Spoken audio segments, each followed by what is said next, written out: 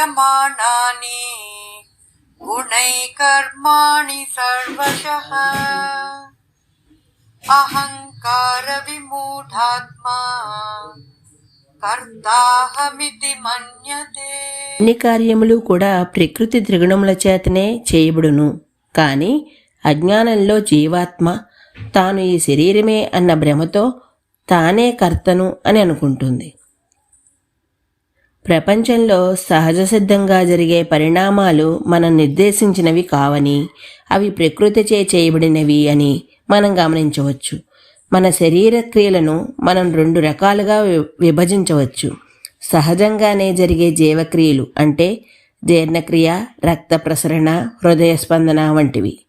మనం కావాలని చేయం, కానీ అవి సహజంగానే జరుగుతాయి. మనమే ప్రయత్నపూర్వకంగా చేసే క్రియలు మాట్లాడటం, వినటం, నడవటం, నిద్రించటం, పనిచేయటం వంటివి. ఈ రెండు రకాల పనులు కూడా మనసు శరీరం ఇంద్రియములు వ్యవస్థ ద్వారా చేయబడతాయి. ఈ వ్యవస్థ యొక్క అన్ని భాగాలు కూడా సత్వ రజో తమస్సులచే కూడిన ఉన్నతి త్రిగుణాత్మకమైన ప్రకృతి లేదా భౌతిక శక్తినే తయారు చేయబడ్డాయి. ఎలా అయితే అలలు సముద్రం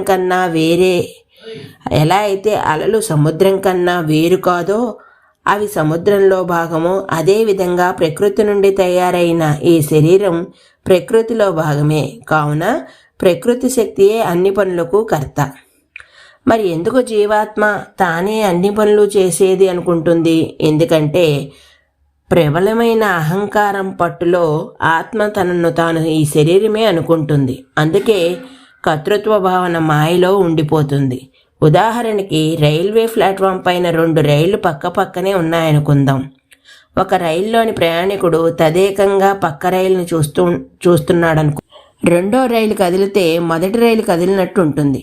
అదేవిధంగా కదలని జీవాత్మ కదిలితే ప్రకృతియే తాను అనుకుంటుంది. అందుకే చేసే క్రియలన్నీ తానే కర్త అనుకుంటుంది. ఈ ఆత్మ ఈ అహంకారాన్ని వదిలి భగవత్ సంకల్పానికి శరణాగతి చేసిన మరుక్షణం తాను కర్తను కాను అని తెలుసుకుంటుంది.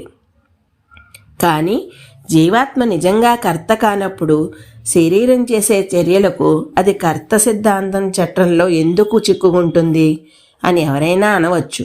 దీనికి కారణం ఏమిటంటే జీవాత్మ తానే స్వయంగా కర్మలను చేయకపోయినా అది ఇంద్రియ మనోబుద్ధులు చేసే క్రియల మార్గదర్శకత్వం చేస్తుంది. ఉదాహరణకి ఒక రథసారథి రథాన్ని తానే గుంజడు, కానీ గుర్రాలకు దిశానిర్దేశం చేస్తాడు. ఇప్పుడు ఒకవేళ ప్రమాదం జరిగితే గుర్రాలను తప్పుపట్టలేం, సారథియే బాధ్యుడు. అదేవిధంగా మనసు శరీరం వ్యవస్థ చేసే పనులకు జీవాత్మే బాధ్యత వహించవలసి ఉంటుంది. ఎందుకంటే ఇంద్రియములు, మనస్సు, బుద్ధి ఆత్మ ద్వారా వచ్చే ప్రేరణతో పనిచేస్తాయి. ఈ రోజుకి ఇక్కడితో ఆపుతున్నాను. మిగతాది రేపు చెప్తాను. అంతవరకు ధన్యవాదాలు.